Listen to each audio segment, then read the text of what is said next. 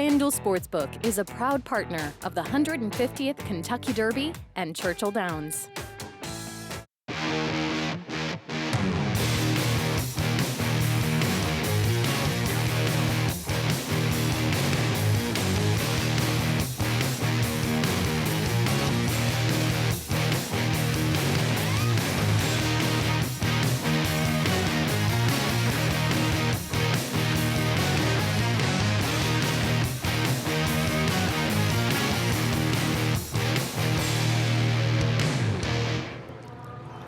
Tuesday of Kentucky Derby week, the Japanese contingent made their presence felt. Forever Young going to be one of the choices in Derby 150. T.O. Password, likely a horse that infuses a little bit of added pace to the equation out there on the front end. And then last but not least, the morning line favorite, Fierceness, the 5-2 choice for Todd Pletcher.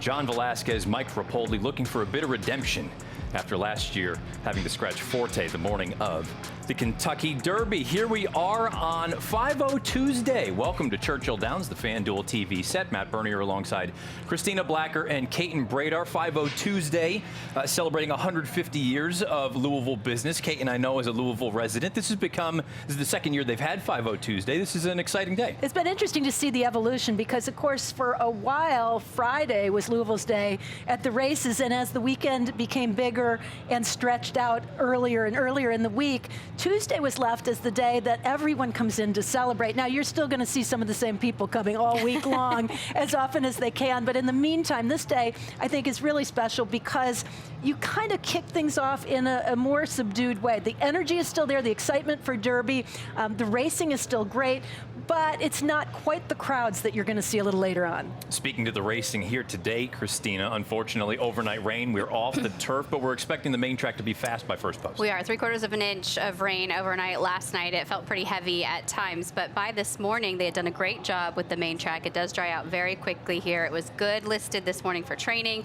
We're expecting a fast track today, but we are off the turf course as we do have to protect it for all those big races coming up this weekend. The three of us are here at the FanDuel TV set, but we have live on-site coverage here at Churchill Downs leading right up to and through Derby Day. Scott Hazelton standing by along with Andy Biancone, and last but not least, Maria Montgomery. Guys, I know it's only Tuesday of Derby week, but it just feels like the anticipation continues to build and build and build. And we see so much from these horses in the mornings. Who touts themselves, who's maybe a little bit worked up. Let's start off with Forever Young because he's going to be one of the choices in here. And I think a lot of people, Christina, have pegged him as Japan's likeliest chance to win the Kentucky Derby to this point. Let's take a look at his workout from this morning. What can you kind of tell us about this horse and what's your overall vibes? Well, one thing I've noticed about him in the mornings, Kaiten, is that even at the gallop, he keeps a pretty good clip, and you can tell that they are very consistently training for stamina with this horse. He's already proven his fitness, but they're out on the racetrack for a long time. He does several figure eights, he does these big gallops, and a 6-furlong work on the Tuesday before Derby. Again, getting into him as far as fitness goes. And very even throughout this workout. You don't see that acceleration. You don't see necessarily the burst of speed that we are so accustomed to seeing with many of our horses. And you don't necessarily see a change in the gallop out. But it's because it's just steady and consistent. And they're not going for speed. They're going more to continue what's already been happening with him. He's well seasoned, and he's also well traveled. 5 for 5 lifetime. He's coming off wins in the Dubai World Cup, and before that, the Saudi Cup. So he's been literally all over the world, holding his condition pretty well, in my opinion. I haven't seen any changes since he got here, Matt. He's just kind of a relaxed, laid-back type individual that it's kind of easy to root for. He's a real contrast to the other Japanese horse that we're going to take a look at, though, as far as the workout that we saw today and even his demeanor in the morning. And I think possibly the running style as we pivot to T.O. Password. Now, this work came in company earlier this morning, Christina, and you and I talked a little bit about this horse. I'm not sure that he's necessarily of the caliber of some of the other runners in here. I do think we're going to see him early on, and that could, at the very least, kind of affect the way the race unfolds. Yeah, I think you'll see him pretty close to the early pace, and I think we have watched him adjust digest here over the last several days. And Caton, he's one that strikes me as just a little bit more nervous. He was very hot his first day on the racetrack. Again, he's been spooking, he's been propping, he's just been taking it all in. I think the atmosphere come Saturday is going to be a bit much for him, but all of that will contribute to high energy, to early pace, to early speed. And I agree with Matt, he'll be part of that first flight. So I agree with you 100% on everything you said, but I'm wondering if part of it is a result of the timing of all his travel. He went to Chicago to quarantine and then moved here very late in the week, last week, into what they call isolation. But so he stays away from other horses, but gets to come out to the track, so he's technically out of quarantine. His first day on the track was the day that we saw him get really warm. The day that he spooked was his second or third day on the track. I really think that you can kind of give him the benefit of the doubt. He was professional in his workout, and I really liked him from a physical standpoint every time I look at him. When you dig deeply into his pedigree, it harkens back to Sunday Silence and some of the biggest names in our sport in U.S. racing, but it's a very Japanese pedigree right now. And he's just 2 for 2, but both the wins came at 1 1/8 miles. So I know he's going to be a huge price. I understand that he still has to earn respect, but I'm thinking he may settle in more and more each day. You had mentioned T.O. Password a couple days ago getting a little bit amped up early on in the morning. Christina, we've got a little bit of video from both of the Japanese runners here today. And let's start with Forever Young. Look, I don't want to make too much of this. You can see him kind of reacting to some kids having a little bit of fun. That, to me, doesn't signify that he's necessarily an anxious horse. T.O. Password, though, I mean, this is, again, we've seen it from him already. So I watched a much longer clip of this, and this is where he is kind of just reacting a little bit to the crowd, to the noise. But he walked from the point that they enter the racetrack on the gap all the way by hundreds and hundreds of fans. And it wasn't until he hit that one little point where there were 3 or 4 really rambunctious kids and they were kind of shouting and pointing towards him, and then he reacted. But for 95% of his walkover, he was an absolute dude, like this. Jockey with his feet out of the stirrups, just head hanging low, taking it all in. Nothing seemed to faze him. And for all of these horses, Kate, and we talk about the atmosphere on Saturday, he's probably the one that has experienced the biggest atmospheres on race day, if you think back to the Dubai World Cup and the Saudi Derby. For sure. And Forever Young has also, as you mentioned, been here for quite a while. He does a lot of pre-time in the chute before the horses are allowed to go onto the main track. When he was breezing this morning, or going to breeze prior to that time, I feel like it was pent-up energy, right? And excitement, waiting for the opportunity to get out there and do something more serious that they had pointed for a long time. Again, just a contrast in horses, but I don't think behavior is going to be the concern or the reaction to any of this, even with the lightly raced horse and T.O. Password. I feel like he has a touch of class, and it's just a matter of him settling in a little bit more. Win, lose, or draw, the Japanese here in the Kentucky Derby, it is always one of the headline stories, and we'll find out if they can get their first victory in the Run for the Roses this year. Let's check in with one of our reporters for the first time this afternoon, Scott Hazelton. Yeah, Matt, Caton, and Christina, that was the big news of the morning, is the fact that on a Tuesday we had Derby workers in T.O. Password and Forever Young. And to what Christina was pointing towards as far as the video of those horses reacting to the folks on the outside rail, it was literally right when they stopped in that position that they did react and they started to back up. There was even a moment where they kind of spun around a little bit, as well, as I'm sure you saw on that video. So that was really the news of the morning, on a morning in which you don't expect a lot of news. We're at that point in Derby week where no news is what you want to hear. You want to see these horses leaving their stall, going out for the gallops after the workouts were done in recent days here at Churchill Downs. So we'll see how they progress over the week, how they handle coming out in the mornings, as we expect to see these crowds in the mornings for the Dons here at the Downs for this Derby week. But it really was perfect weather after the rain came through Louisville, Kentucky. Andy, I had a great conversation with Al Brinkerhoff about his filly for the Kentucky Oaks that you're going to want to listen to. We talked to Chad Brown this morning as well. He really likes his runners. He says his filly is the one to beat in the Kentucky Oaks, and he tipped us on the Juddmonte filly that's running on Friday. Juddmonte filly that Frankie Dettori's riding on the turf course, making her U.S. debut. So we covered a lot of ground. We're getting to those interviews a little bit later on, Andy. But it was a fairly quiet morning for the week that we're upon here when it comes to Derby 150 at Churchill Downs. Scott, great insight as always. I saw you working super hard. I was taking care of my fillies, and I saw you talking to just about everyone. So super exciting, but we do have 9 races on the card on this 5-0 Tuesday. Great wagering opportunities all around. I'm quite looking forward to the 3rd race. Horse number 1, Condiment Girl, going out for the first time for the Rob Atras team. Time she took on $10,000 starter allowance company, she blew them out of the water, going away by 5 3/4. Now, I spoke to Rob Atras this morning. He said that the 6.5 is going to be a little bit trying for her, but they're going to try to be the controlling pace of the race. She's won from the rail before. She has the speed. I think she's the fastest one of the race. 3-1 on the morning line. She's got a win at Churchill Downs, a win over a wet track. Now, I know the track is going to be upgraded to fast, but just keep in mind we did have a lot of moisture in it this morning, so just expect the track to maybe be holding some of that moisture. Matt. Andy, thank you very much. We're only about 35 minutes away from race number 1. And again, a reminder, we're off the turf here because of that overnight rain.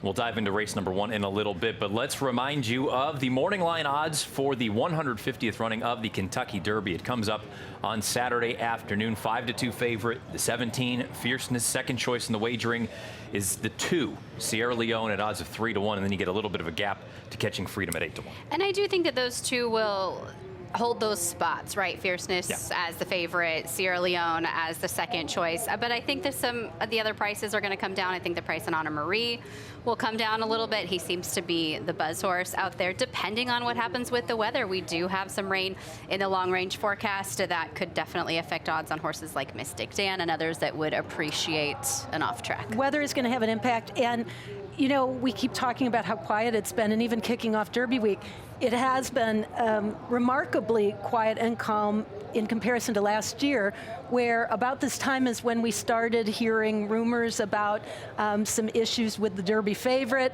and things seeming to escalate from there. So, I mean, we get settled into this looking at the field as it now stands with the weather conditions ideal.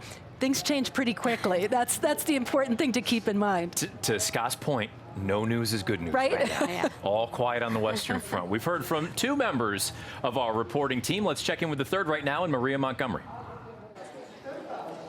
So the Kentucky Derby is also all about the fashion. It's not just about the races. And look at this fashionable group of ladies. Tell me where you're from. Tampa, Florida. Are we all from Tampa? Nashville, Tennessee. Louisville, Kentucky. South Carolina. Phoenix, Arizona. Grand Rapids, Michigan. Okay, and what brings you all here today? We are here just to celebrate. These are some of the best leaders on my team. This is our owner and our president, Jay Bloom, out of St. Louis area, Missouri.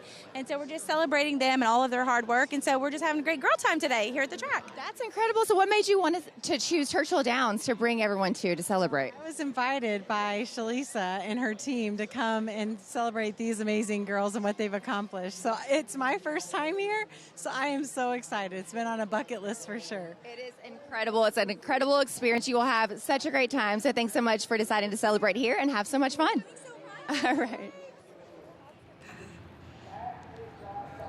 Maria, thank you. We are only about 4 days away from the 150th running of the Kentucky Derby. That gate will be used. One single gate, 20 stalls. It'll line up Saturday afternoon. When we come back here on FanDuel TV, we bring you part 2 of Jockey Diaries.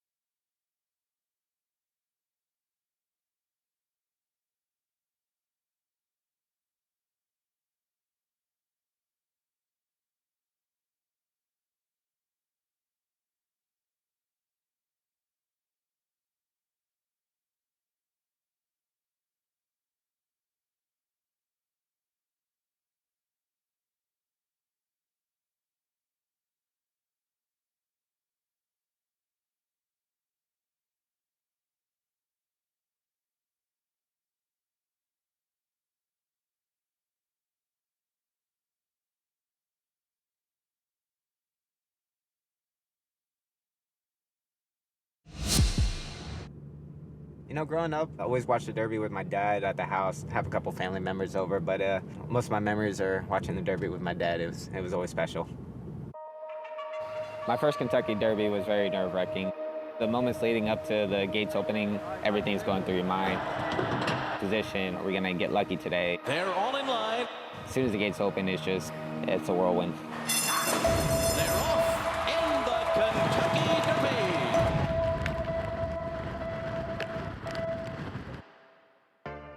It's Holy Bull Day here at Gulfstream Park, and the focus is on the return of the 2-year-old champion, Fierceness. Right now, there's quite a few on our radar. Most of these tracks, they are competing on the same weekends, and really it's just a judgment call.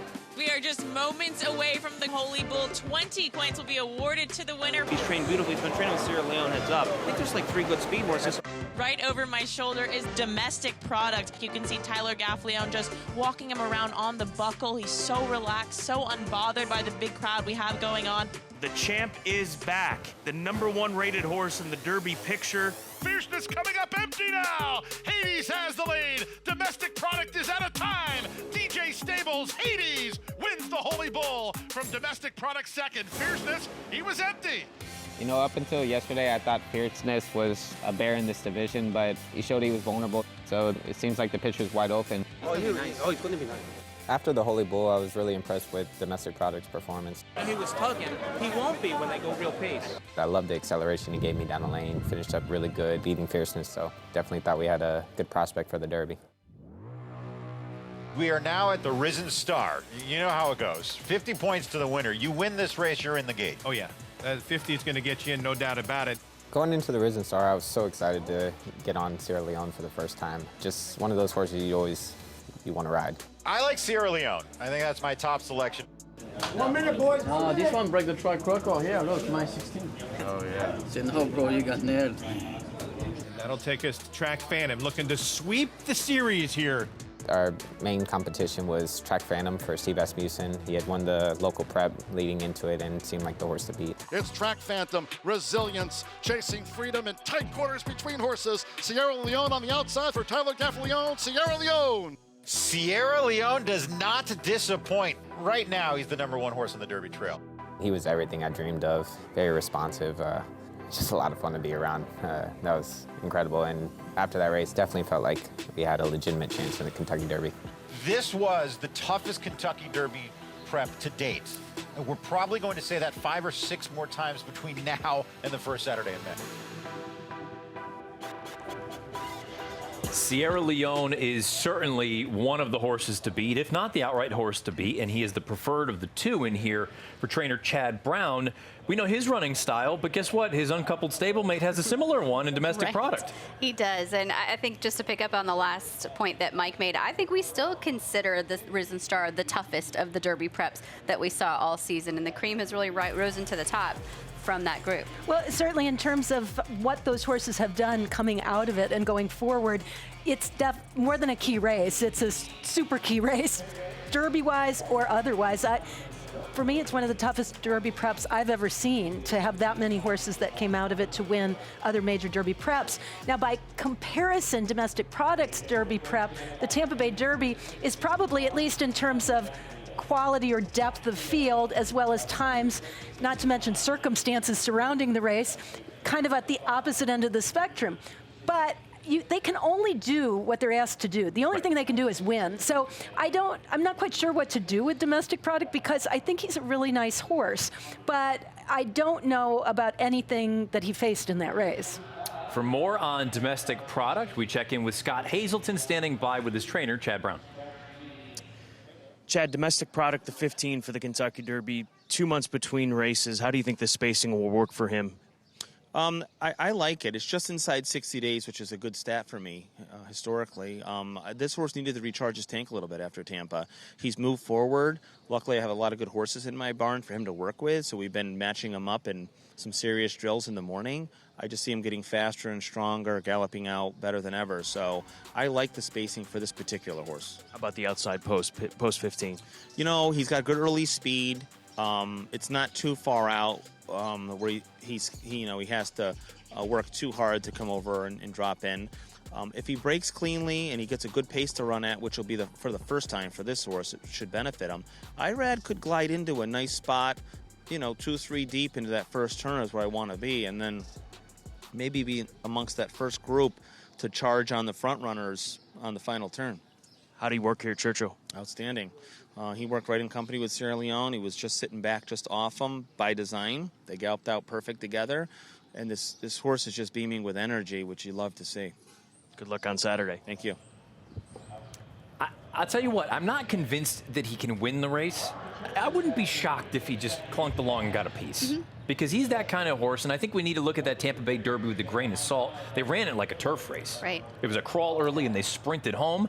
I wouldn't totally rule him out to get a piece. He's a fighter. That's what I like about him. He digs in, bellies down, and tries to get his nose in front. And especially a horse that isn't pace dependent, but that will keep running his race and keep trying. It's the type of horse that you can use underneath. We will talk much more about the Kentucky Derby as the week carries on, but we have business to take care of here. We're only 24 minutes away from the opener. Let's take a look at the field. Again, a reminder, we are off the turf here this afternoon. The main track is fast, though, and we have one defection from the opener. The 2 Frozen Solid will not go. Guys, we've got a heavy, heavy favorite in here in the 1 Dreamster, who is the 3-5 choice for Mary Lightner. Tyler Gaffalione will be doing the riding. This horse is shipping in from South Florida. It gets a little bit of class relief. On Thoroughgraph, this is the one to beat. I don't know that I think 3-5 is reasonable. Yeah, I agree. The scratch really changed the race because I thought Frozen Solid would probably make the early lead. You took a lot of speed out of this race. That makes the job even easier for Dreamster. But the problem I had with this mare, Caton, I just think she hangs a little bit. She's been close to some wins and in races where I really think she should have won, most notably that last race, albeit against tougher. She just doesn't really finish off her races as well as you'd like to see. I agree, and I also thought that the 4 Margot in a bubble bath could show more speed. I know she didn't at the mile race at Oaklawn Park, but it was a tiring track and it was her first start since December. She can be more forwardly placed, just has some natural speed, and I think fits with this group. So I thought she was sort of a live upset possibility. I agree. She's my top selection in here, the 4. I think we're in agreement on that. I played the early pick 5 here. Here's a quick look at the ticket. So 2 deep to begin it. Race number 2, $32,000 claimers. I'll go 1, 2, and 4 in there. Again, I like the 4 Sunny Isle Beach. I thought coming off that last victory was pretty key in terms of that one. 3 deep again in race number 3.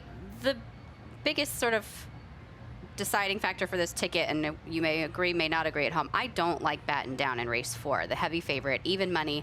He throws his head up, he looks reluctant, he just doesn't seem like he really wants to give it his all. They are trying the 1.25 miles with him today. He's the full to Tacitus, he's beautifully bred, but I went elsewhere in there. I used the 5 and the 6. The 6 Daily Grind will be my top selection, and then 2 deep if we get there in race 5, which comes off the turf to try to finish it off. That is a $36 early pick 5 from Christina Blacker. Let's check in again with Scott Hazelton. Brett Calhoun getting set to saddle Blame Day, the number 5 horse here in the opener, 5-1 as the horses come in behind us. What happened last time out stretching her out to the route of ground? Don't really know. Obviously, we ran her 3 times over to Oaklawn, and we liked her every time. We thought she'd run big. Sometimes that place can be kind of a horse for a course, and maybe it wasn't her course. That's what we're hoping today. Better here at Churchill? She's trained great. Saying that, she trained great at Oaklawn, too, just didn't run very well. But she's done very well here, and we're expecting a big race today. When she's been running her best races, she's been showing some speed. Is that the expectations here? Yeah, I think there is a little other speed in here, but I would expect her to be pretty close. Good luck, Brett. Thanks a lot. Blame Day, currently a 5-1 chance, dropping in class for the Brett Calhoun barn. Raylu Gutierrez does the riding. We are 21 minutes away from the opener here at Churchill Downs on 5-0 Tuesday. We're going to take a break on FanDuel TV. When we come back, Megan Payton will bring you an action update. Sixers and Knicks. Can the Knickerbockers wrap it up tonight?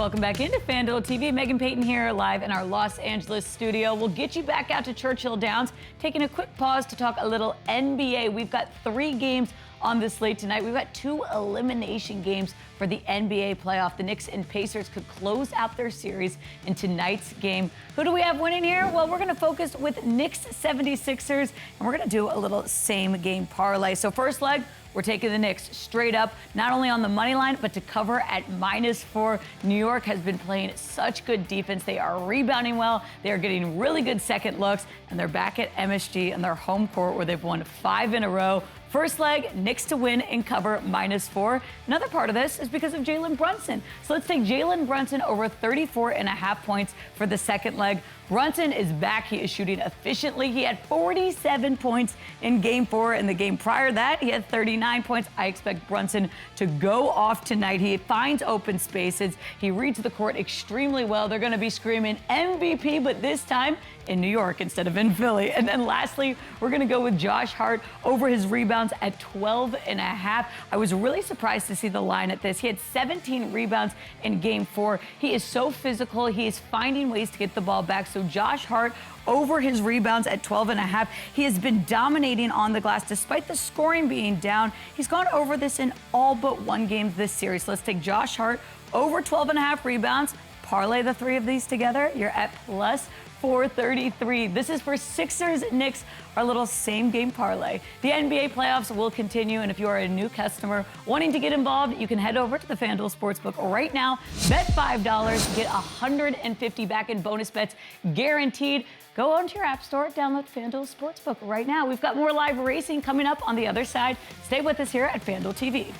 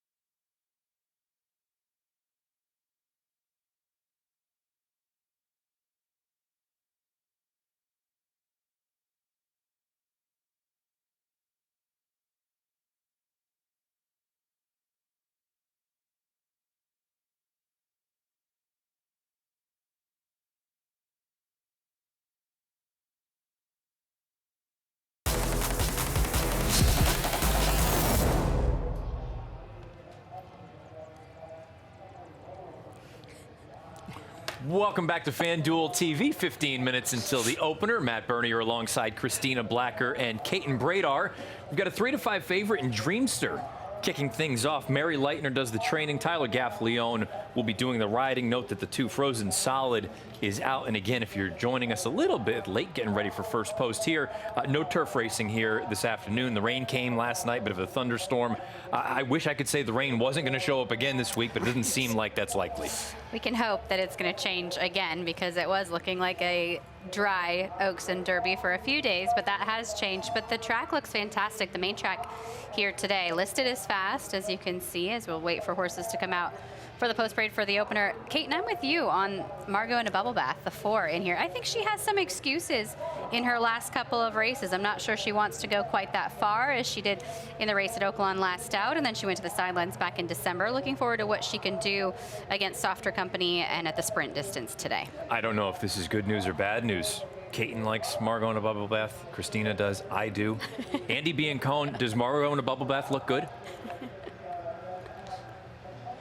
Matt, Margot in a bubble bath, definitely one of my selections in here, but this is arguably one of the toughest $40,000 claiming events we've ever seen. Everybody's dropping in class on a really quality group of fillies, starting with the number 1, Dreamster. I've seen this filly quite a few times at Gulfstream Park. She doesn't look any better or any worse today than the other times I've seen her, and on form, she is kind of the standout based on her last effort, but she looks good. I do believe with her running style, she's suited to this Churchill Downs track, but a couple others to consider. The number 4, Margot in a bubble bath. I've seen this filly a lot of times, and I haven't seen her since the fall. She has grown and changed a lot. She's really just filled in, and she's kind of always a very nervous, kind of light filly, so it's nice to see her drop her head and walk around here so relaxed, but she certainly looks the part here today. I think the cut back in distance suits, and we know she loves Churchill Downs. And for a price to use under these shorter price horses, the number 6, Rose Palace, there's quite a lot of pace in this race, so I do think Rose Palace is one who's going to be running on from the back under James Graham, but this filly could not look any better. She caught my eye right away as soon as she walked into the paddock. She's handling herself with a lot of class and confidence, Matt. Andy, thank you. You can see on screen the new paddock here at Churchill Downs. I know we've talked about it for the better part of a year and a half now. It's stunning. It is. It has a very much an amphitheater style feeling, and we've shown you sort of the boxes and the seats that are on the periphery of the paddock looking in, but also behind the horses, behind those kind of glass windows, there is vision from the inside. The horses can't see into the restaurant there, but the folks that will be dining and maybe sitting there for Oaks or Derby Day can see the horses in the paddock from that perspective as well. So no matter where you are, whether you're above on the second floor, you're on the ground level, you're sitting in the boxes, you're standing alongside, you have the opportunity to see the horses in the paddock. I think, Kate, and the other thing I love, not just the obvious beauty of the entire situation, you saw that video board with all the wagering information you could possibly ask for. So it's not just for the folks that want to see the horses in the flesh. You can kind of compare and contrast based on what the tote says. I think that we've upped it a notch as far as catching up to other sporting venues in terms of the information process and informing the patrons, giving as many people as possible the most up-to-date information that you possibly can. I liken it to the scoreboard with the next up batters and all the information and statistics. I think it's a great innovation. We got a heavy favorite here, 4-5 currently on the 1, Dreamster. And again, if you're a thoroughgraph player, she's kind of strictly the horse to beat. Let's take a look at her most recent run at Tampa Bay Downs. This was back on April the 5th, Christina. Not a ton of pace signed on early. She does come with a nice run. Can't quite get there, but it's nice to see that Nightcap, the horse that beats her, came right back and won next out. Yeah, short field of 6 that she was facing on this occasion, and she's sitting just off the pace and battling as they come down the stretch. She'll end up second by a neck on this occasion, and she also has a nice sprint race at Tampa back in December as well. She tried stakes competition in between those 2 efforts, and I think taking the Lasix and also the level really comes into play. I don't love that she couldn't just put her nose down and get by that other horse. I thought it looked like she had the opportunity to fight on a little bit more, but to Matt's point, good form from I'm a little worried about the distance. I'll be interested in hearing what the connections might think about 6 furlongs as opposed to 6.5 and 7 furlongs. The 3 of us here like Margot in a bubble bath, standing by with Scott Hazelton, her trainer, Matt Shire. Yeah, going right to the source on the number 4 horse. How much is the drop in class going to help this filly here today, Matt? Yeah, I think it should. I think it should definitely help her. Those last 2 races at Oaklawn were pretty tough. Were pretty tough fields, and I'm not sure she entirely enjoyed her time down there. So we actually brought her back a little bit early. She's been at Churchill for about a month now training, so I think she enjoys it here. So I think she should run a good race. So you've seen a change in her from the way she was in Hot Springs here to Louisville? Yeah, definitely. Yeah, she just it just wasn't the place for her. So we, like I said, brought her back early. Now she looks better, more weight, color's better, all that. So I think I think it was the right choice. Good info. Good luck. Thanks. Well, and I know maybe this is too simple. I don't care about the 2-turn race. It was against Too Tough, and then the stakes try 2 back preceded a lengthy layoff. Her runs 3 and 4 back. I think those win. Yeah, and he picked her up for 50. So in the context of where they found this filly and where she was immediately successful, this race tracks and fits with that class of race. Post-parade time for race number 1. Open $40,000 claimers going 6 furlongs. Kaiten, here's the one, Dreamster. Dreamster's coming off that tough beat we just showed you. At 6.5 furlongs, she's taking a big class drop for sure, can sit forwardly, but I just wonder about 3/4 of a mile for her. The 2 is a scratch. Music City Star also gets class relief for Jenna Antonucci. Margot in a bubble bath up next at 3-1. Excuses in those last 2 races. Second off the layoff today. There's Blame Day for Brett Calhoun, who is also dropping a class off a very disappointing effort. I'm not sure if she can get back to the front of the pack early, and I think that's going to be key.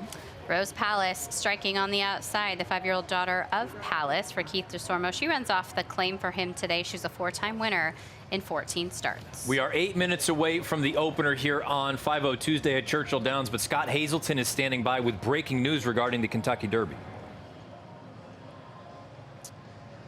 Yeah, and this time we have news. There is no longer no news to report on this Tuesday. And Horse Racing Nation, from what we can tell, the first to report that Encino is out of the Kentucky Derby. And that means that Epic Ride, if he takes the option, will draw in from 21 off the also eligible. I did reach out to Brad Cox. He said he's not quite ready to make a statement. He's still gathering more information on Encino, who is out of the Kentucky Derby. So once we have that information, we'll certainly pass it along. Thank you. Obviously disappointing for the Brad Cox outfit with Encino. Look, for every disappointed party, there's got to be a thrilled party. Everyone involved with Epic Ride, you draw in. And Christina, we did a little handicapping show this morning. I don't think he's impossible. Yeah, to hit the board anyway. I think so, and we have to give a lot of attention to these horses. I think Rich Strike taught us that a couple of years ago. Tough for Godolphin and for the connections of Encino. I loved the way he looked in his recent work. Your Lexington winner, unfortunately, not going to compete. It was short turnaround coming from the Lexington Stakes. It'll be interesting to find out the whole reasoning, but the thing that I think is most interesting, as John Ennis said yesterday, I don't wish anything to happen to anyone else. They have all earned their way into the race, but my horse is ready to go, and I know they're going to be thrilled for the opportunity. We will get you more when we have more information, but the latest, Encino is out of the 150th Kentucky Derby. Back here for the opener, race number 1 at Churchill Downs, 6 minutes. Let's talk about the 3-horse in here. Music City Star, Trouble Line True or False, bumped in 3-path at the 5/16th, gave way. Let's take a look at that backtrack right now, coming from Gulfstream Park at the beginning of April. You know, a combination of things, guys. Drops in class, but what do we think? True or false for the Trouble Trip? Well, at this point, sitting kind of mid-pack and does definitely have some competition to the outside. You can see the rider has to idle for a second there. I'm not sure where he was really trying to go. Are we trying to get back towards the rail, or are we trying to swing outside and just keep her in the clear? I think the question whenever you see the trouble lines is, even if indeed they did happen, did they really make a difference in the finishing position? I'm not. I mean, she might have been a little bit closer, but I did not see her showing a lot of enthusiasm prior to the trouble. So I'm not prepared to say that that was the trouble that cost her that much in terms of her ultimate outcome. My take with her, that was more a product of, again, her not being comfortable back there. All 4 of her wins have been in gate-to-wire fashion. Guess what? She may make a lead here this afternoon. But she's going to have to beat the heavy favorite in here, the 4-5 shot, the 1 Dreamster. Let's check in with Andy Biancone. A familiar face from Gulfstream Park. Mary Leitner sends out the number 1 Dreamster. Mary, when did you ship in from Florida? We got here Saturday morning. We left Friday afternoon from Oak Ridge and shipped down on up down Sally. How's she like in Kentucky? She likes it. I think the cool weather's good for her. Although we've had cool weather in Ocala here lately, so she's settled in great. I sent her groom with her, and he's taking care of her, and she's settled in really well. How do you feel about the rail post? It's not ideal for her. I like on the outside for her better, but I've got Tyler, so I don't, that takes a lot of worry away right there when you get him on your horse. So, thanks so much, Mary. Always a pleasure. All right, nice seeing you. Thank you. Back to you guys. Andy, thank you. There's a data point, Kaiten, for the 1 Dreamster. Yeah, Tyler Gaffleone, this could be true with a lot of trainers, but he doesn't actually ride that much for Mary Leitner, but 25% in sprint races for a $2.42 ROI. I think the fact that it's a positive ROI is significant because most of Tyler's horses get bet down quite frequently, and a good connection with Mary Leitner as well. That is a very high return on investment for her with a 33% strike rate. She looks great out on track, too, the daughter of Jess's Dream. Again, we mentioned that last race where she was second. Tyler has yet to ride her since a race all the way back in January of 2023.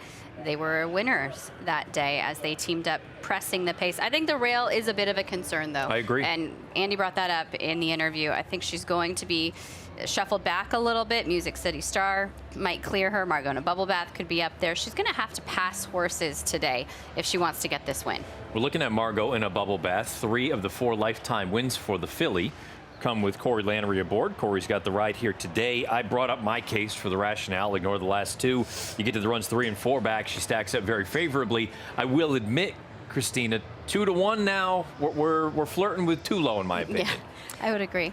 Good strike rate again for Corey Lanery and Matt Shire with 50% over the past 2 years and a $6.99 ROI, which speaks to that price being a little lower than you would like. She was 5-1 in the morning line. I didn't think we were going to get that, but I didn't also think that we would get close to favoritism. No, I mean, if she lands in this 5-2, 3-1 range, I think that's what you would have expected at the beginning of the day. And look, there's still 2 minutes to post, and maybe things will change a little bit. But I think, again, if you're just purely a numbers player, on the heels of that last race, Dreamster can't help but be in this 3-5, 4-5 range. And if you are backing Margot in a Bubble Bath, like we all are suggesting, you have to hope that she's getting back to one of those better races 3 or 4 back. Well, I think she's proven that she can, hold her form when she's run at an appropriate level. You look throughout her career, maiden 50, maiden 30, the starter allowance races. She runs consecutive good races. She's just been in over her head in those last couple of starts. And I wonder if Matt Shire just used the last race to get her fit off the layoff at Oaklawn. He might not have had any plans really for her to win a 2-turn non-2 at Oaklawn coming off the break. He was just looking forward to this kind of week. I think that was thought the winner of that race, Free Like a Girl, I think comes back in stakes competition. She won her next start. Very, very tough horses, and I think maybe that was by design to know that you would have a little bit softer landing for that second start back off the layoff. I'm interested to see how the track plays, especially for this 3/4 mile sprint distance on opening night before we had the rain, and of course under the lights at a different time of day. I think there were 5 sprint races. I think 4 of the 5 were won by horses who were right on or very close to the pace. That's typical of Churchill Downs and a lot of other racetracks for that matter in sprint distances. But I did think you wanted to be in that mix. And I'm not sure, maybe the rain helps even it out a little bit to give a chance to the horses who come from off the pace. Early pick 5 pool nearly to $170,000. We haven't really done a deep dive into the pace scenario. The one, your heavy favorite, doesn't really have much early foot to speak of. The scratch of the 2 is very important because I think there's a real chance the 3 can walk out on the front end. I agree with that. I think Music City Star ends up on the lead, and in addition to just having the wheels to kind of keep up at a quick early tempo, she also catches that first point of call very often in her races. She breaks quickly and gathers her stride just as fast. Which I think gives Margot in a Bubble Bath an even better chance because she doesn't have to be on the lead. Yeah. But she is outside the primary speed, so Corey Lanery can kind of get good position, clock things, use her a little if necessary to keep the front runner honest, but at the same time still have something left. I would like to think that the 3 goes out, the 4 flanks her. You try to make your run around the far turn, and you hope that you have enough left in the tank to hold off the 4-5 favorite down on the inside. Dreamster there loading into the starting gate for the first of 9 on this 5-0 Tuesday. Blame Day loads in. Raylu Gutierrez wearing our jockey cam. 1 horse left to load. That is Rose Palace for the first time this afternoon. Let's send it to the voice of Churchill Downs, Travis Stone, for the call.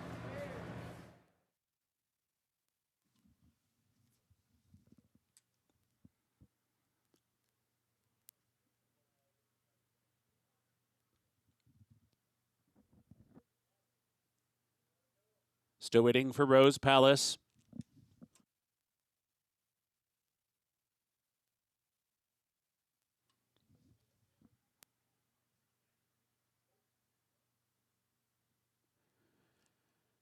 There in the gate.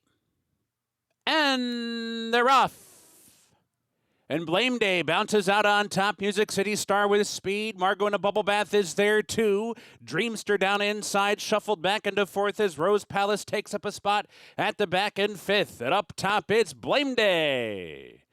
Blame Day crosses and clears, leads down the backstretch run. Music City Stars on the chase in tight now. Margot in a bubble bath advances up in the clear into second, and Dreamster comes off the rail and is revving up 3 wide, up into third. Music City Star back fourth and toward the inside, and 8 lengths back to Rose Palace at the back. Blame Day blazes the way through a quarter in 21 3. Margot in a bubble bath in hot pursuit. Dreamster spun out 3 wide, but right there as they head for the top of the stretch. Music City Stars under pressure back and forth as they come off the turn. Blame Day floated a bit wide there. Dreamster wide trip nonetheless. Dreamster pounces at the top of the stretch and takes off for the 8th pole. Dreamster by 4. Margot in a bubble bath trying to run up into second from the outside. Music City Star trying to do it from the inside, but they're all chasing Dreamster down to the wire. Dreamster scores by 4. Music City Star, Margot in a bubble bath, and Blame Day. 1, 3, 4, the unofficial order of finish in race number 1 at even money. Dreamster absolutely destroys this field. She did get shuffled back a little bit from that inside post. You saw Rayleigh Gutierrez very aggressive with the 5 here today. Blame Day and establishing the early lead. Margot in a bubble bath sat a tracking trip, but Kate, as they hit the quarter pole, Dreamster was very much in command and just ready to go on by. Well, she certainly reflected her odds as being the best, despite a less than perfect trip. Does kind of circle the field here on a loose rein. Had to feel pretty good if you had her at this point with Tyler Gaffalione, just kind of urging her here through the stretch. And you can see he still has the long lines, and he's just kind of shoving them at her a little bit. Her head's cocked here. She's almost looking at things in the grandstand. I'm wondering if it's just some people over there that's caught her attention, but she wins for fun. That ride to me is case in point of a rider saying, I am on a horse that is miles the best. Let me just park her out in the clear and let her take over from there. And she also looks like a pretty big mare, too. I mean, she wouldn't be one that you'd want to get in any kind of trouble, and I think she just kind of looks around, and it's not necessarily greenish. She almost wants to pull herself up deep stretch. So a favorite to begin the day today. We had 10 races on the Saturday opening night card. I think half of them went to the favorites, 5 of 10 favorites on opening night, and a favorite to begin the 5-0 Tuesday card. Now, she did come from off the pace, which is contrary to the way the track played on opening night. Sure. But could have been a product of how fast the horses were going in front of her and her being the logical horse. Yeah, and possibly just being superior to everyone else. Unofficial order of finish in the opener, 1, 3, and 4. We will get you prices in a few moments, but we owe you the opener from Parks on tape delay. And now we're just waiting on Maurice's mission. And now they're all in. Off and racing in the Tuesday opener. A bit of a slow start for We Ready. Osprey breaks on top, goes right to the lead. Sapinar going to be forwardly placed up to press the pace against Osprey. Then it's Maurice's mission. We Ready after that tardy beginning. He's in 4th. Then it's back to 7 is a Breeze, and Dr. Doom is the early trailer. Sapinar and the red blinkers. He sticks his nose in front. Osprey counters those two in tandem. Then it's 2 or so back to Maurice's mission. The gray, he's 3rd to his inside. We Ready. Another gap of 2. 7 is a Breeze to his outside. Dr. Doom, he's improved a position. He's now 5th. The opening quarter, 23-3. They head down the backstretch. Sapinar now has a narrow advantage, half a length over Osprey, who's continuing in 2nd. We Ready up to 3rd. Maurice's mission to his outside in 4th. Then it's back to 7 is a Breeze and Dr. Doom at the back as they head into the far turn. Sapinar maintaining that lead. Osprey continues to keep him company right to the outside. We Ready in the red blinkers. He's in 3rd. Maurice's mission's losing some ground. 7 is a Breeze under a drive. He's 5th and gaining now up to 4th. And nothing yet from Dr. Doom. 47-1 for the half. Osprey counters against Sapinar, who's now in 2nd, weaving his way in between horses. We Ready. He's going to swing wide for his bid, and Osprey hits the top of the stretch in command. Andy Hernandez asks him for a bit more, shakes the reins, and Osprey is full of run on the outside. We Ready. 7 is a Breeze grinding down the center of the track. Osprey responding under a drive. Osprey has the lead. We Ready giving chase, but not going to catch him today. Osprey is in comfortable command at the wire here, and Osprey gets the win, followed by We Ready. 7 is a Breeze, and a photo for 4th between Dr. Doom and Sapinar. 125-4. Hold all tickets until race 1 is official. 723. The 7 Osprey gets the win, goes off at $6. A little $2 investment gets you $6 in return. That's the opener from race number 1 at Parks. For you new racing customers wanting to join in, getting ready for the Kentucky Derby, we've got an awesome offer right now. No sweat, first bet up to $500. You go ahead and download the FanDuel Racing app today. You can scan the QR code. Perfect time to jump in and get involved. We'll have more action coming up from Churchill Downs on the other side. Stay with us, plenty more here on FanDuel TV.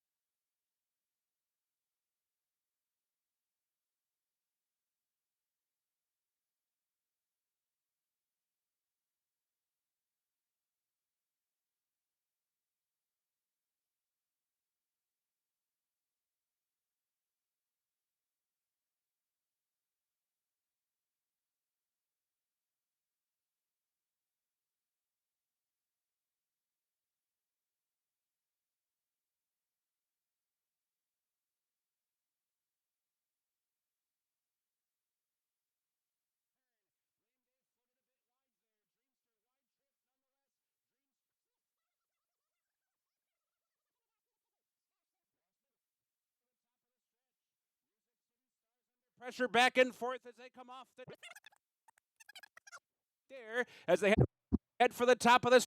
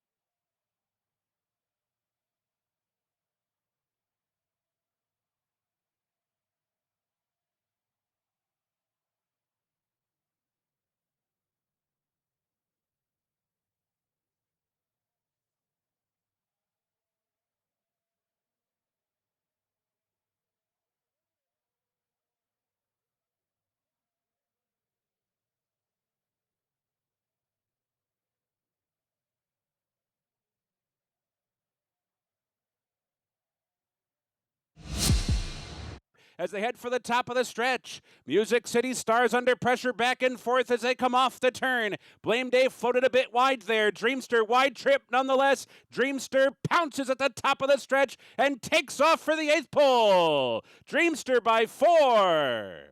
Margot in a bubble bath trying to run up into second from the outside. Music City Star trying to do it from the inside, but they're all chasing Dreamster down to the wire. Dreamster scores by 4. Music City Star, Margaret in a bubble bath, and... Where those ears went straight up when she had put a few links on everyone. She goes, I'm done. Job's over. Dreamster, the winner of race number 1 here at Churchill Downs on 5-0 Tuesday, pays $4.12 for every 2 you bet to win. Music City Star, a good second, and then Margot in a bubble bath rounds out your trifecta for 50 cents, comes back $20 and a dime. We move on to race number 2. Open $32,000 claimers going 8.5 furlongs, 2 turns on the dirt track here this afternoon. Jump into the fire, Kate, and currently the 1-2 favorite. Yeah, Jump Into the Fire is understandable because it looks like she could be completely alone on the lead. This is a very, very slow group besides her as far as early pace. Mile and a 16th isn't necessarily the type of distance you're thinking of, oh, well, who's going to be out there on the front, but in this situation, I just don't see anybody running with her.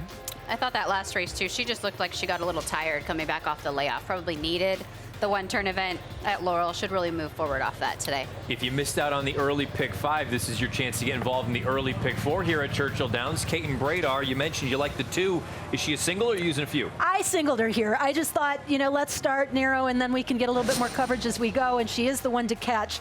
If she came from off the pace, perhaps I wouldn't be quite so bullish on her chances. But after that, Condiment Girl looks very well placed. I also like the 5, though, Ghostly Night, who's making her second start off the layoff. Hit a sloppy track last time, and she gets Irad Ortiz Jr. The 4th race, Christina and I will have an interesting conversation because I do like Batten Down. Only because of the 1.25 mile distance, though. I agree that he does have a habit of kind of tossing his head around, not settling in the way you would like to see him get down to running.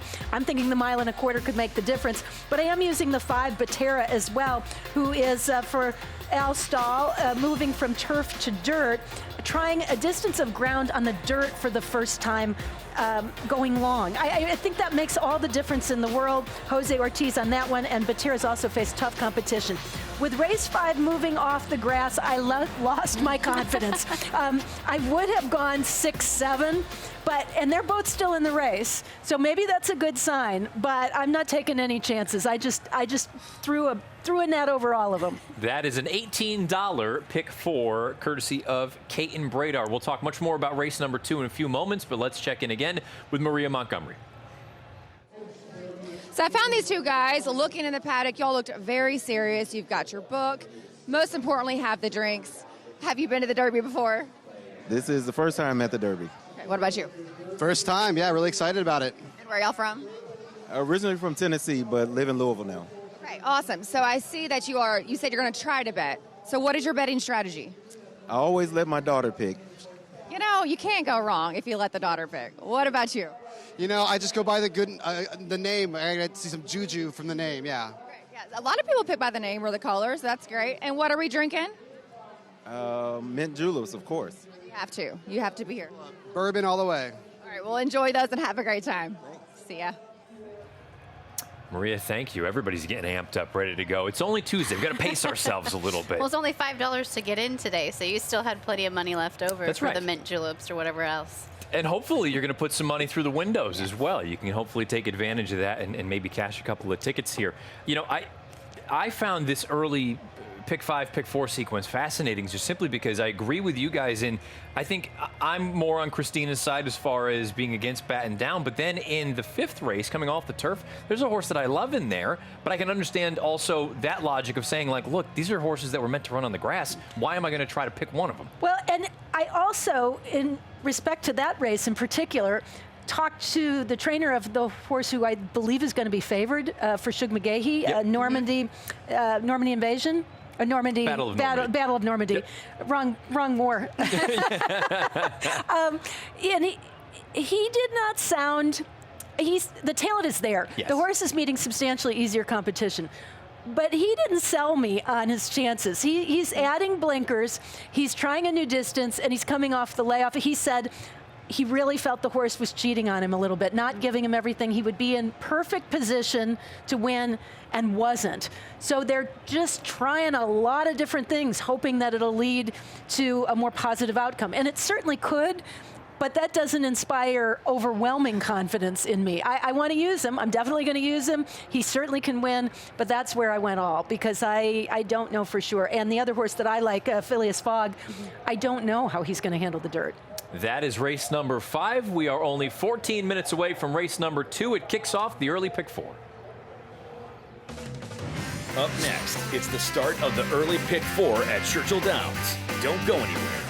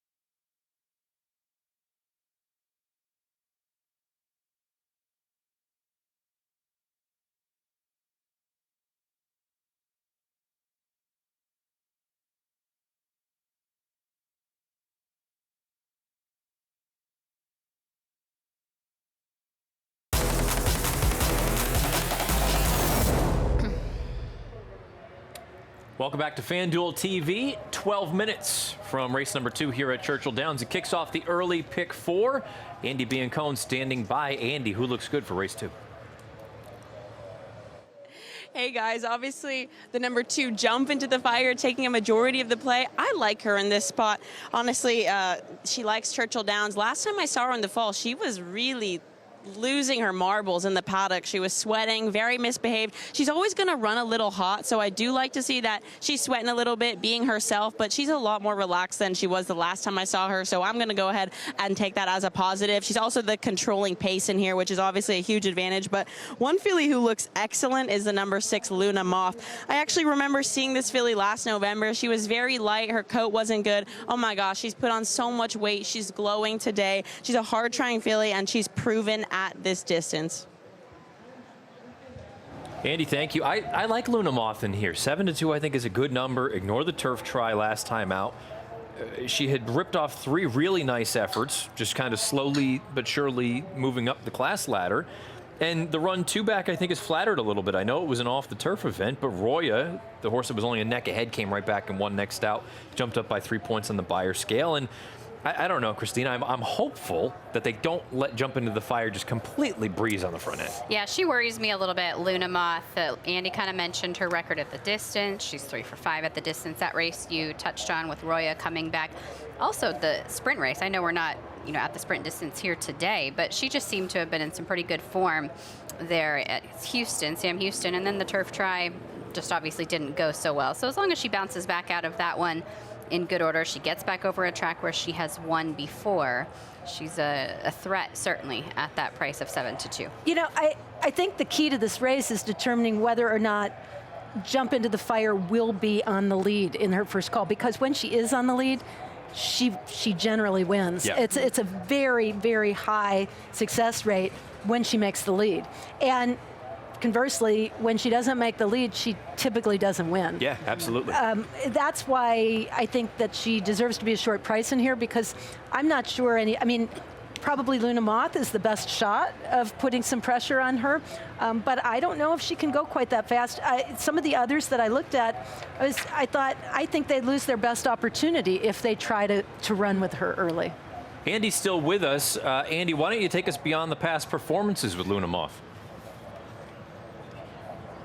Matt, yes, I had an opportunity to speak to her jockey, Keith Asmussen, this morning. He said the last time he rode her at Churchill Downs, the distance was just a little bit short for her. It was 7 furlongs. He said going this route of ground, mile and a 16th, he loves it for her, and there's no question she's been in fantastic form, Matt. Andy, I can't argue with that. I mean, this horse, she's proven herself here at Churchill Downs. The distance isn't any kind of an issue for her.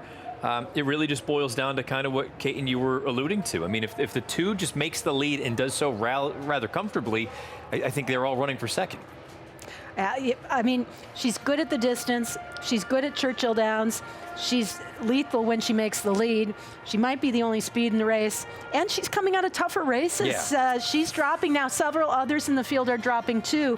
But I really thought she was coming out of some of the saltiest competition. Part of what makes this race a little tricky is that almost all of them have a race to get back to that could win today, but they're not necessarily coming off that race. You have horses like Luna Moth where they tried the turf last time out and that didn't go so well, or horses that were on an off track or off a layoff. You have to make some excuses for the recent form and look a little further back for the type of performance that will win today. The horse that just went by, Guanaki, is one that I think is real interesting. She stalks the pace. She looked great on the track.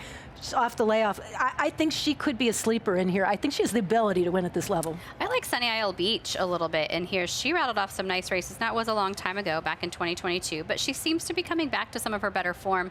She exits a win last out for Matt Shire. An Amazon Queen. I'm wondering if she's better on the synthetic than on the dirt. Comes off a lackluster performance, but is racing off the claim for Mike Lauer. There's Luna Moth with Steve Asmussen and his son Keith aboard. She likes Churchill Downs, and she's been very good at the distance. There's the field of 5 that'll go 8.5 furlongs here in race number 2. Let's go all the way back to the 1, Guanaki, going out for the Juan Cano barn. We haven't seen this horse since September of last year, Labor Day weekend at Kentucky Downs, go all the way back to May 27th of last year. This is a pretty promising effort, all things considered here, winning by more than a length. at the same distance that we're going to be competing today, right here over this track, this particular race for 40. We're running for 32. She's certainly proven at the distance, over the surface, at the level. But does she come back to that form off the layoff today, going 2 turns off the break? You know, that's what I wonder. Sometimes the older, especially fillies and mares, get, the longer it takes to get them back to that sharp A1 form. I feel the same way going back to the gym. Right? It takes me a little longer. Trust me, I feel that way every day.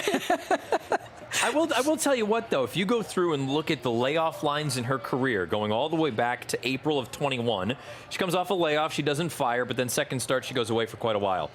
The layoff, October 29th, 21, a winner at Keeneland. February of 22 at Oaklawn, a winner off the layoff. July of 22, Horseshoe Indy, winner off the layoff, and now this will be the first start off. So clearly, to me, it indicates that she fires fresh. I just, again, from a running style standpoint, is she almost the one that has her hand forced? Does she need to be the one to apply the pressure early on? Because if she doesn't, they all may be running for second, because the 2-horse Jump Into the Fire is strictly the horse to beat at odds of 3-5, standing by with her trainer, Scott Hazelton. Ben, the number 2 horse Jump Into the Fire is speedy. Can she make the lead against this group? I think so. I mean, she doesn't have to have the lead, but, I mean, it'd be better if she could get the lead. I think she probably can get the lead, but I'll leave it up to Luis. I told him just, if she can get the lead and he can kind of slow it down, by all means do it. But if she's got if she's got to really fight to get it, he can let somebody else go and just sit off. How does the competition compare up at Laurel to this race here for 32 at Churchill? I think this is a little easier spot, and we don't have to go all the way to Laurel. It's probably the best thing. She doesn't stable here, but she's run good races here. And, we're just over at Keeneland, so she just came over here this morning. So, you're running against local horses up there is probably a little tougher. But I think the competition's, that race was a little bit tougher than this, but not much. Good luck. Thank you very much. I will say, I do think that's one of the more difficult things. If you're a class player and you're someone that actually wants to go in and sort of do the deep dive, it's difficult to quantify what one circuit's level is versus another. Specifically, I think 2 circuits that are wildly different in Maryland versus what we've got here in Kentucky. And that becomes especially pronounced these first few weeks of the meet, until we really sort ourselves out and until you have a race to go off of over the track and at any level on this circuit. And combine that with the fact that a lot of these horses are coming off the synthetic at Turfway too. And I think that the horses that are coming off the synthetic from Turfway are a better group on the whole than we've ever seen before. Yeah. So you can't go off of history. You have to look at now. I think the landscape has changed so much at so many different locations like Turfway Park that you almost have to just keep an open mind and see how things unfold in the early stages to get a handle on what's a good route to success here. How about a horse coming in from Arkansas, the 4 Sunny Isle Beach? Last time we saw this one, she was running at Oaklawn Park on March the 22nd. Running style-wise, I'm a little bit concerned. Again, I'm concerned about the majority of this field that doesn't have any real speed. This was a blowout victory. She got an 8 on Thorograph. Those stack up very favorably. Christina, it came on a wet track, and she had a little bit of pace to run at. Yeah, she had a nice setup on this occasion, and she clearly likes the off-going. You can see that reflected in this replay, also just in her overall record. But I also look at it from the perspective of she might have needed the race on January 1st when she came off the break. Perhaps the synthetic wasn't her favorite on January 31st. She has not always performed well on synthetic. She does need a little bit of help up front. We'll find out if she gets that today, if anybody puts any pressure on Jump Into the Fire. But I think her form is going in the right direction. I think she's improving right now since that layoff. If we needed to find someone to do some dirty work early on, who is the most likely to go with the 2, Kate? Who do you think? I kind of thought that the 6, Luna Moth, might be able to sit closest. She's at least shown that even if she does sit close, she doesn't compromise her finish. She still has some finish. She still has something left. And, coming off the turf to the dirt against easier competition, I think maybe puts her into the game a little bit faster than some of the others in here, because I just don't see Sunny Isle Beach necessarily showing the same speed coming off Oaklawn's sloppy track at the mile distance. That's kind of a taxing track, and it might dull her potential for speed there. Amazon Queen, again, I think she's better on the synthetic, so I think that if this race were at Turfway, I would see her as a potential pace contributor. but nobody else. I mean, maybe Guanakee because she's fresh. That could be her. The more we talk about the pace, the more I'm wondering why I didn't single the 2 along with you, jump into the fire, because I just don't think anybody can keep up with her. I mean, I'm looking at the rest of them and the fractions of the races that they're coming out of. Even when they are on or near the lead, they're several lengths slower than jump into the fire in her early races. Yeah, and look, I played against her, but I found myself getting a little too cute from time to time, and maybe this is one of those keep it simple stupid. I mean, she's just all by herself on the front end. Yeah. Well, I mean, she's 6 for 8 in races when she's leading at first call on the dirt. So it's also a pretty good combination of Luis Saez with Ben Colebrook. There were a lot of other factors, but the biggest one for sure was just the pace and the idea that she really could be alone on the lead. I don't know that I fully agree with Ben Colebrook as far as the tactics where if somebody else is really hell-bent on the lead that she can win from off of it. You go through the entirety of her career.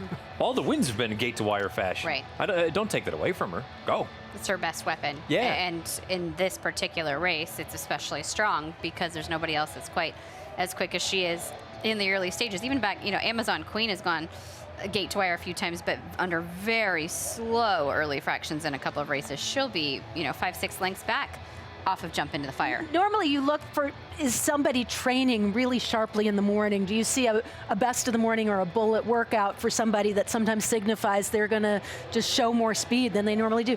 I don't see that in anybody here. No, I don't either. 3-5 favoritism on that filly, that mare, I should say, loading in. Jump into the fire, the single for Kaiten Bradar to kick off the pick 4. Christina, that's your top pick loading in, correct? Yes, I looked at the 4 in here. Sunny Isle Beach on the improve as the top selection. And I took a shot with the last to load, the 6, Luna Moth for Steve Asmussen with Keith Asmussen doing the riding. Pick 4 time here at Churchill Downs. Here is Travis Stone. They're in the gate. And they're off. Good start for Amazon Queen. Good start for Jump into the Fire and Sunny Isle Beach between them and Luna Moth on the far outside. But Jump into the Fire wins the race into the first turn. Cuts the corner, leads by length and a half or so. Amazon Queen up into second. Sunny Isle Beach tucks in toward the inside third. Luna Moth spun out 3 wide fourth, and Guanakay's at the back in fifth. So around the clubhouse turn they go. Jump into the Fire, the leader, heading to the backstretch run. Reserved on a long rein. Amazon Queen prompting from second and no hurry to go by as they straighten away for the backstretch run. Jump into the Fire, short lead. Amazon Queen right there. Second opening quarter goes in 24 seconds flat. Jump into the Fire, coasting along up top. Amazon Queen continues to shadow her. They head for the far turn together. 2 lengths back, Sunny Isle Beach coasting along inside while third. Luna Moth is given a nudge from fourth, and at the back is Guanakay.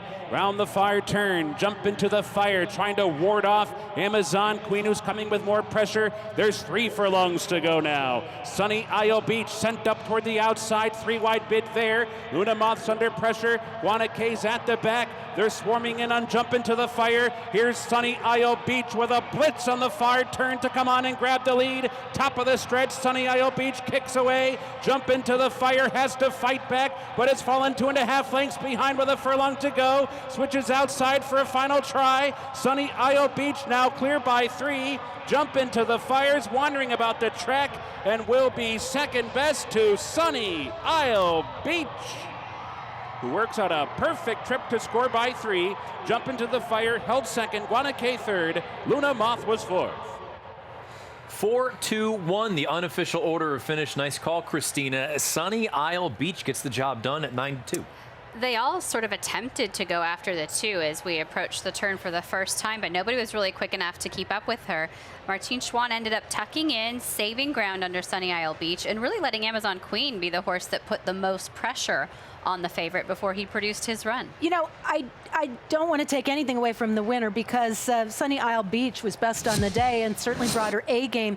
But I just wonder what might have happened had the 2 Jump into the Fire gone just a little bit faster early. I know she would have had to work a little harder to get past, but sometimes faster is better. If you look at her running lines, when she does go that faster half-mile time, she's able to kind of finish, and I think it would have strung out the field a little bit more and required those horses behind her to have to run harder just to stay with her. I don't know that it makes a difference for the winner, though. Sunny Isle Beach was really good today. Yeah, and I think to that point, around the far turn, when Jump Into the Fire couldn't get away from Amazon Queen, you kind of knew that she didn't have her A game today. Now, she ran second just on class alone, but when you've got a horse that clearly was feeling herself out there in Sunny Isle Beach, man, I don't know that you would have held her off in any circumstance here this afternoon. A nice top selection from Christina Blacker, a 9-2 winner. Martine Schwann aboard for the Matt Shire barn. Sunny Isle Beach gets the job done. Unofficial order of finish, 4, 2, and 1. The 4-5 favorite can do no better than second here in race number 2. And guys, I know early on, it didn't seem like anybody could really go with her.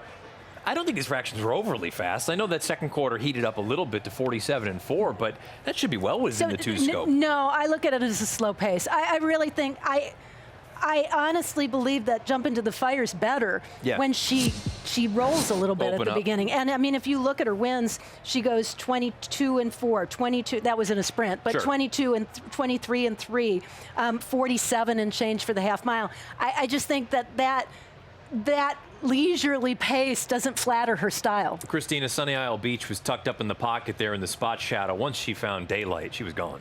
Yeah, and I think, Martine Schwann was one of those riders that was applying some very early pressure into the first turn on the 2, but then he dropped back and just let Tyler Gaffalione do the dirty work for him. I'll sit back here, I'll go a little slower, I'll keep my filly in a rhythm that is comfortable to her, save as much ground as I can, and wait until we square up for home to tip out and make that one run. And it's similar to what we saw from her in that last race at Oaklawn over the sloppy track. She finishes her races very well when she's in good form. And to your point, Christina, the 5 isn't even in the picture at the end because of that. Well, so now that was actually going to be the other thing I was going to bring up. Here I am saying no real obvious excuse for Jump Into the Fire. The other pace pressure was nowhere. So maybe it was a little bit quicker, and keep in mind this is a drying out racetrack. Maybe it's not playing like lightning out there, and this is actually a bit of a quicker time than it seems at face value. That's true. We have seen, I mean, it's early in the day, but we have seen a couple horses off the pace here to begin the afternoon. Martine Schwann celebrating with the winners and the owners here. 10 Strike Racing, Jeremy Sussman, Matt Shire had a horse in the opener that ran well. Gets to go home a winner in race number 2. 9-2 winner on top, the 4, Sunny Isle Beach. Again, order of finish, 4, 2, 1, and 6. That is official. If you connected on the early double, you're going to get nearly $13 back for every dollar. We will get you prices when they come in. In the meantime, the second from Parks right now.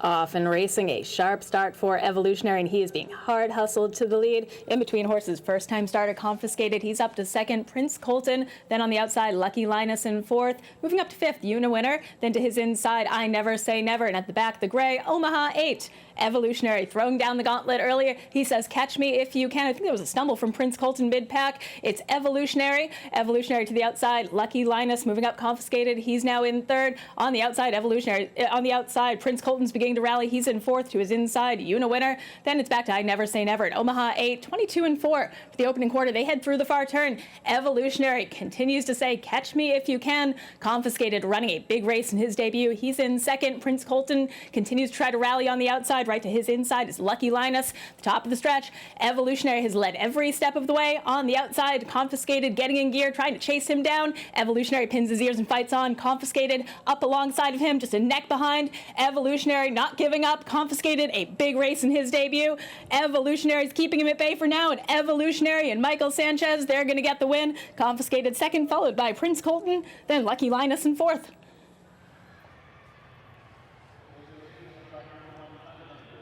That was the second at Parks. Want to let you know there is an ongoing inquiry there, so we will let you know when everything unfolds what the ultimate decisions are. Race number 2 at Parks. Back here at Churchill Downs, race number 2 is in the books, and Sunny Isle Beach $11.90 on top. Well done, Christina.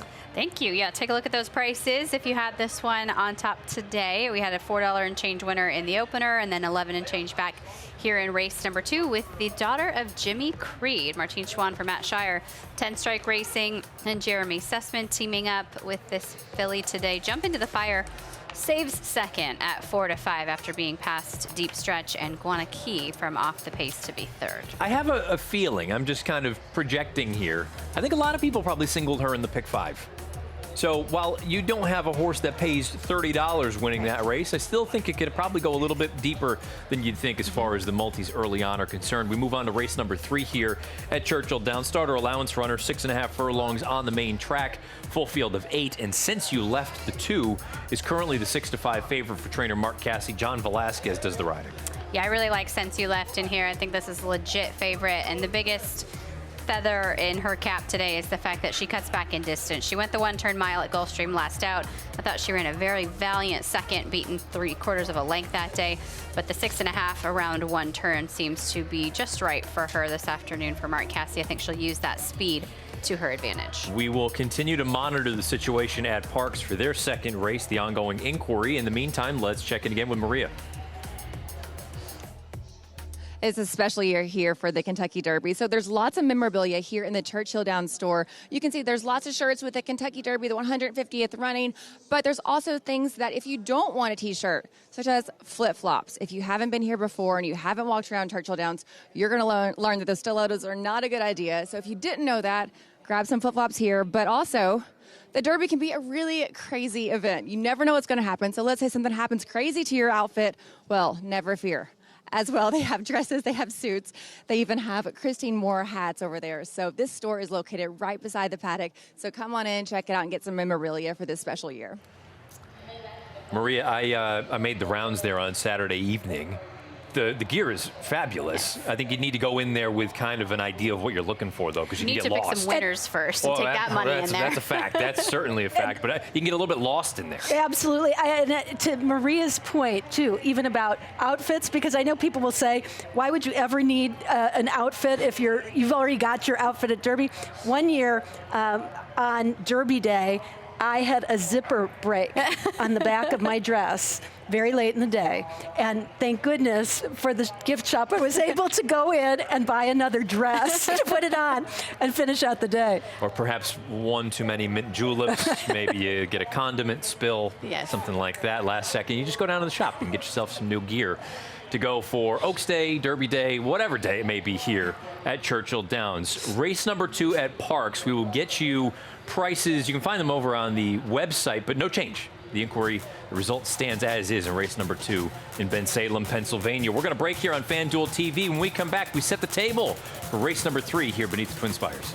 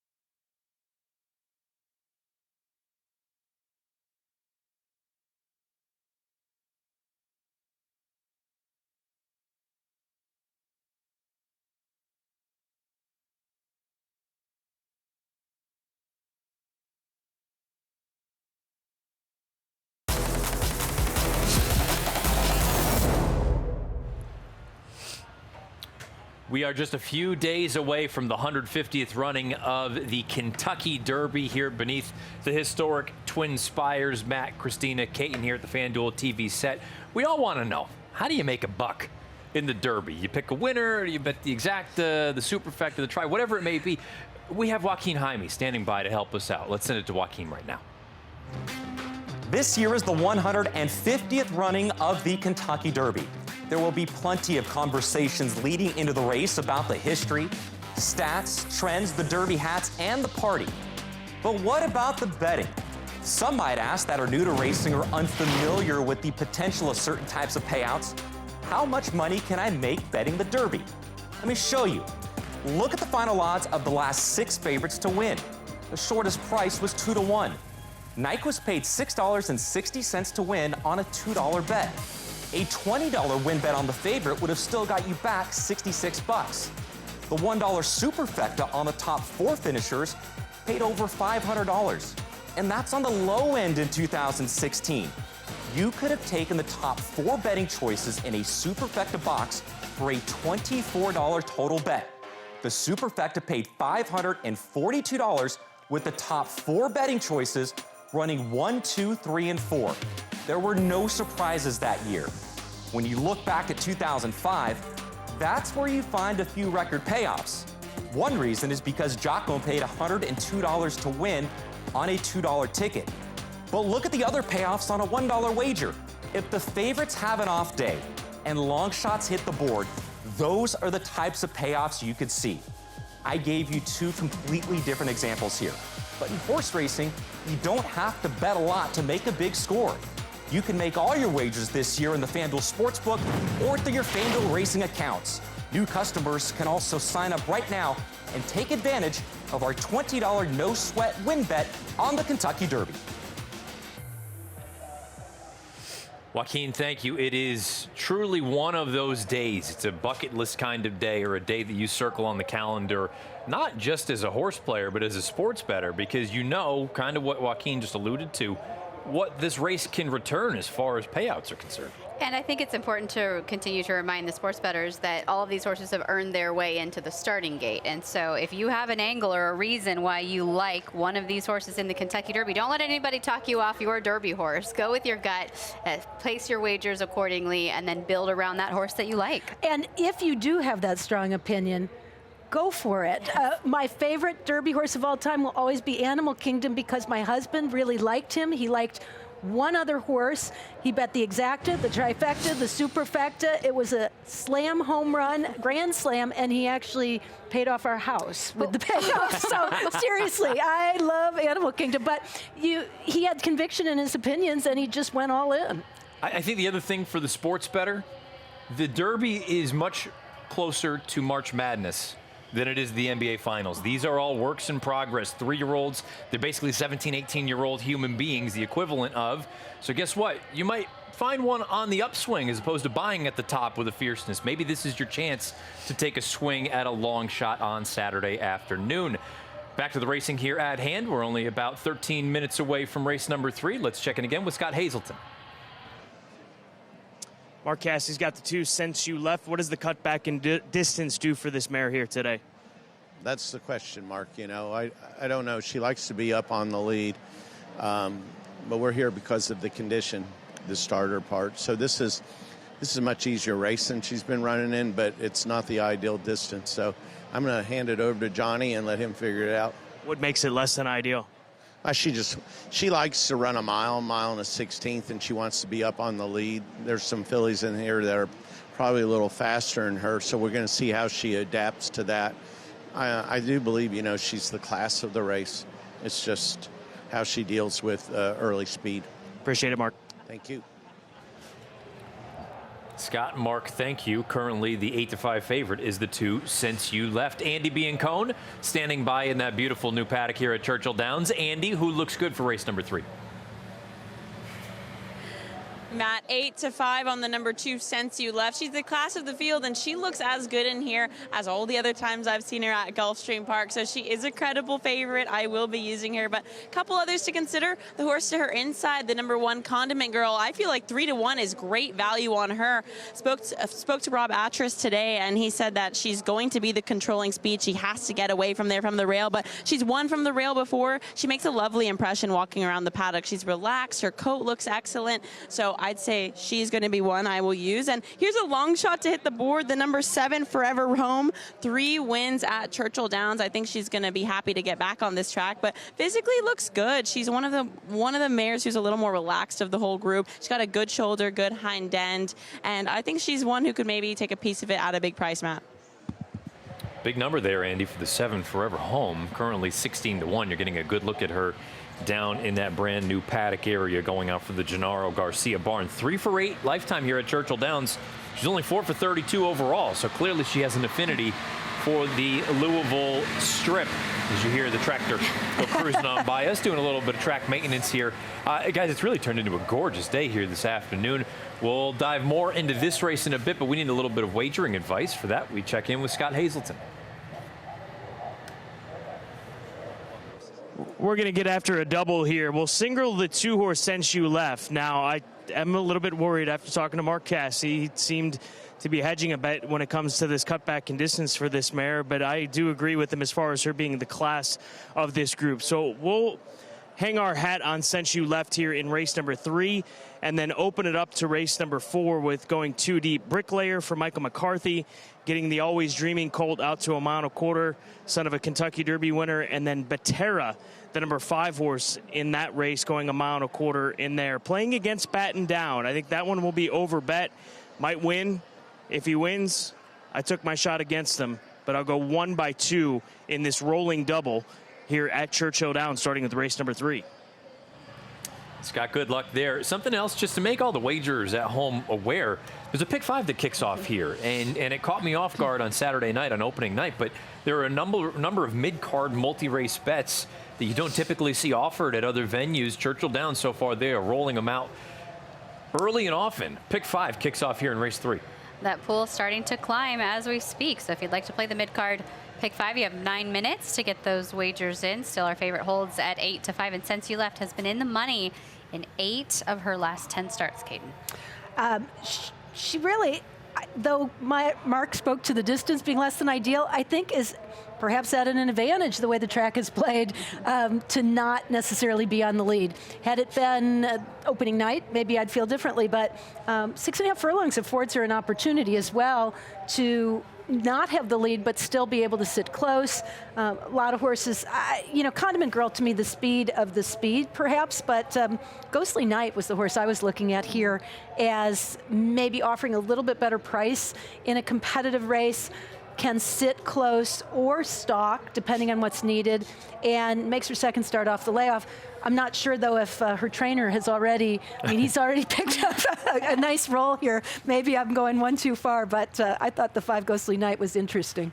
I thought she was interesting as well. She has a good record on the main track overall. She's 3 for 9.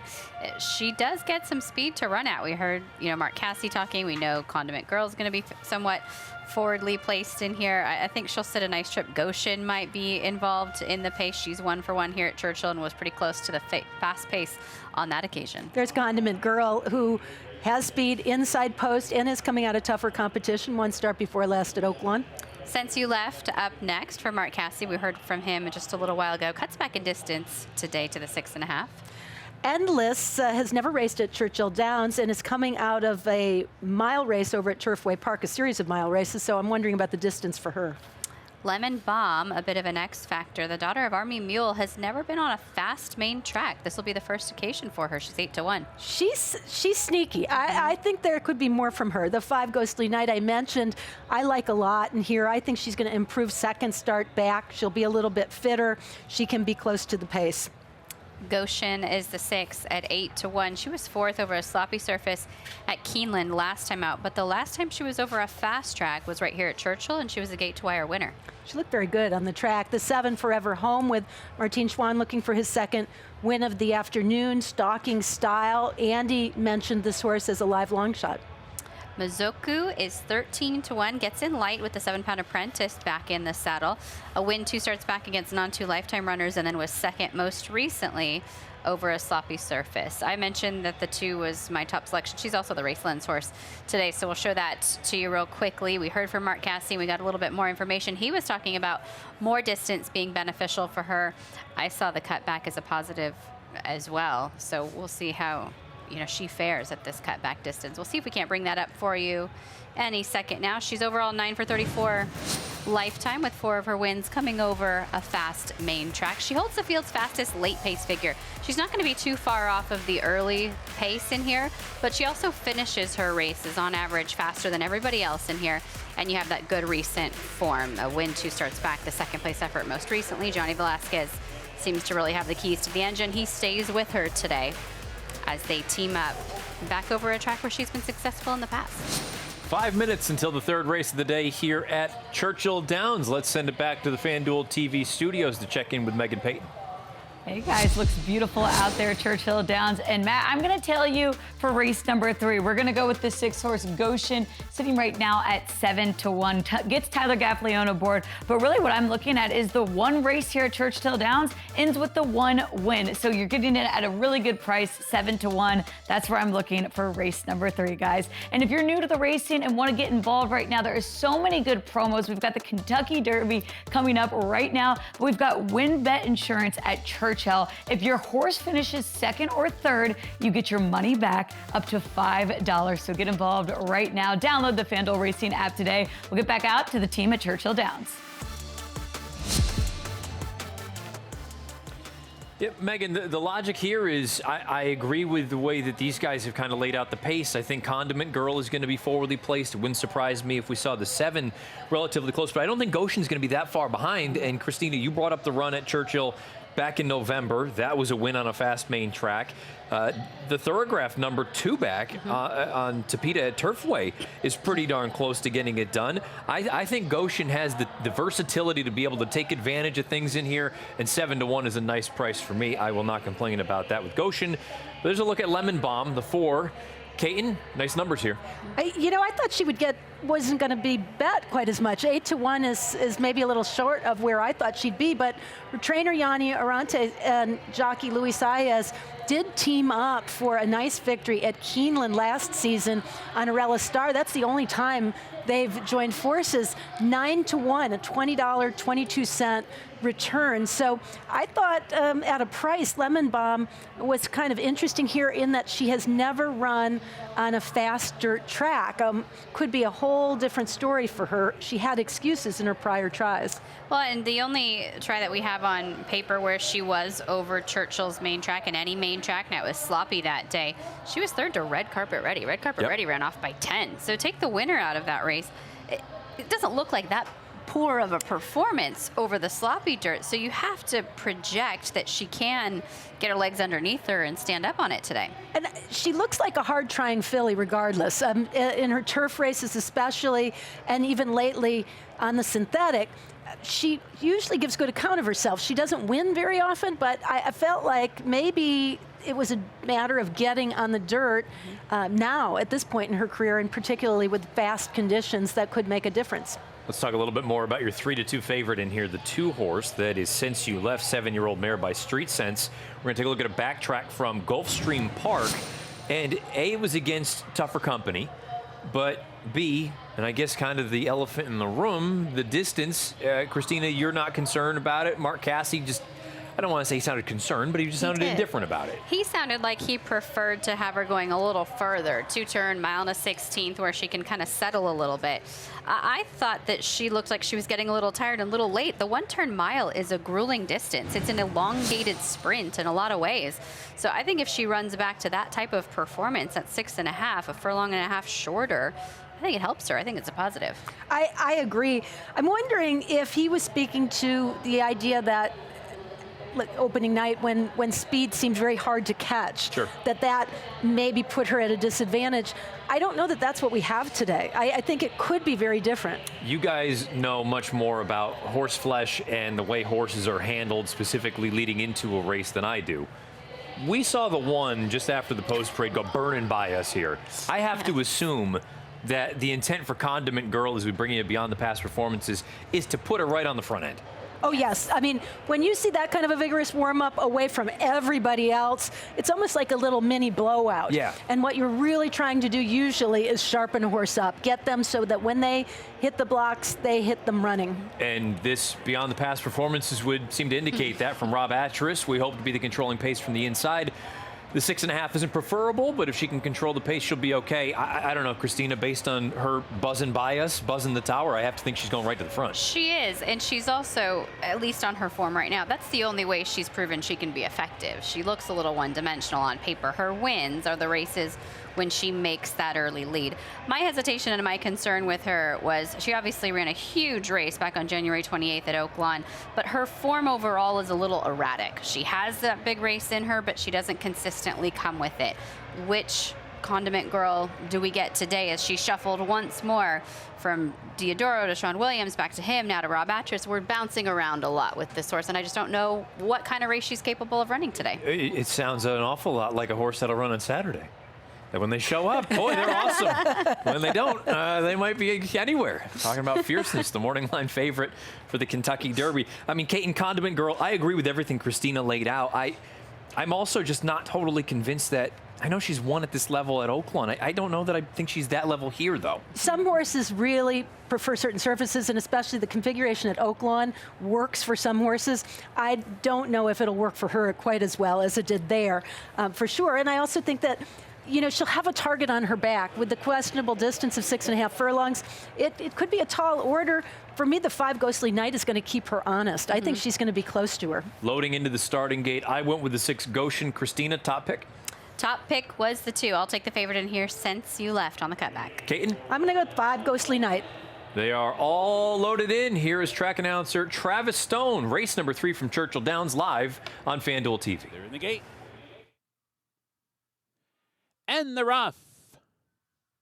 Good start for Forever Home from mid-pack. Lemon Bomb's away okay. Since You Left is there. Condiment Girl comes through toward the inside to engage for the top spot as well. Onto the main track they go. 3-ply battle up top. Forever Home on the far outside. Lemon Bomb in between. Condiment Girl comes through toward the inside. And they're joined by Mazoku on the extreme outside. And Since You Left advancing as well. 4 across the track now as Lemon Bomb backs off to be 5th. 2 lengths back, Ghostly Night in 6, a margin of 7 to Goshen. At the back is Endless as they hit the far turn. Forever Home comes away with the lead, shakes loose after an opening quarter in 22 and 1/5 seconds. Rounds the far turn in front. Mazoku's now a clear second. Condiment Girl sent through down inside, up into 3rd. Condiment Girl comes off the rail now. Ghostly Night with a wide sweeping move. Lemon Bomb's in behind with Since You Left. They're off the turn. Forever Home's in front by 2. Mazoku set down for the drive. Ghostly Night is there. Condiment Girl's boxing on in between. 1 furlong to go. Forever Home's desperate. Here comes Condiment Girl. Here comes Mazoku. Down the outside, Ghostly Night. Final 50 yards. Condiment Girl comes on through. Mazoku with her. Condiment Girl, Mazoku. Condiment Girl might have got that bob. Mazoku right there. Forever Home and Ghostly Night.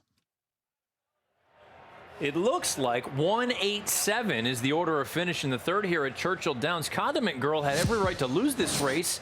And guys, I think she battles back and wins. I think so. This was sort of a scrappy performance, wasn't it? She didn't make that early lead. Christian Torres took her back off of the early pace pressure, then really had to fight to get out and fight to battle on for home. You heard Travis Stone in the call say Christian Torres takes her off the rail.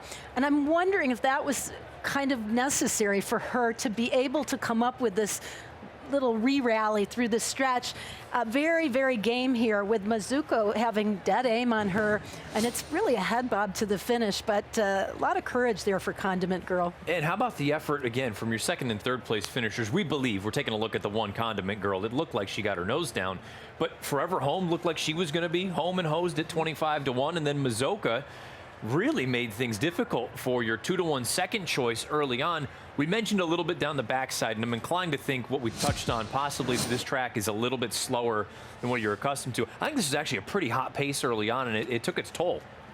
I think to the half-mile pole, when you say 45.30, that's pretty intense for those horses. And the fact that the 7 held on for as long as she did with this, remember, 6.5 furlongs as opposed to the 6 furlongs that we saw earlier, does tell you a little something about the track not necessarily playing the way it has on the previous race card. Unofficial order of finish, 1, 8, 7, and 5. Condiment Girl gets the job done as the second choice at odds of 2 to 1. We'll get you prices in just a few moments. Now we send it back to the FanDuel TV studios with Megan Payton. They're loading for the third at Parks. Thanks, guys. Yes, we're getting set for race number 3 at Parks. Conditions for this one, they're going the 5.5 furlongs a sprint. It's for the state-bred maidens, 3-year-olds and up. They're loaded into the gate, and the 1 is the favorite, sitting at 8 to 5. Comes in with the 2 starts. 2 starts here at Parks as well, looking to get the first win today. With that, we'll send it out on course. Jessica Paquette with the call for race number 3.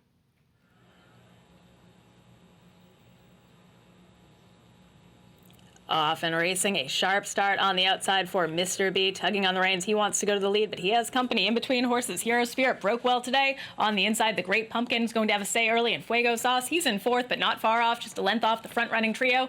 Then it's back to Uncle Georgie. First-time starter Pleasant Dreams is the early trailer. 3-horse battle for the lead. The Gray, the Great Pumpkin, Hero Spirit, and on the outside, Mr. B just a little bit quicker. He sticks his neck in front. Fuego Sauce continues to track. He's in 4th. Then it's back to the first-time starter Pleasant Dreams. To her inside, Uncle Georgie now trails the opening quarter 22 and 4 as they head through the far turn. Mr. B has the lead on the inside. The Great Pumpkin, Hero Spirit, he's in 3rd, losing some ground. Fuego Sauce is swinging to the outside for his rally. Pleasant Dreams continuing to make up some ground, and nothing yet from Uncle Georgie. They head through the far turn, top of the stretch. Mr. B has yet to really be asked. Now he gets the reins shaken at him, asking him for a little bit more, and he is responding. On the outside, Fuego Sauce, Pleasant Dreams running very greenly, but she has some ability in between horses. The Great Pumpkin, they're all trying to reel in Mr. B, who's opening up. Fuego Sauce set down for the drive, making up some ground, but too little, too late. And it's going to be Mr. B and Francisco Martinez to get the win. Fuego Sauce 2nd, then Pleasant Dreams up for 3rd, followed by the Great Pumpkin. 615, the 6, Mr. B gets the win, and the 3rd start breaks the maiden in race number 3 at Parks. Want to sneak in a quick commercial timeout. On the other side, we've got more live action from Churchill Downs. Stay with us on FanDuel TV.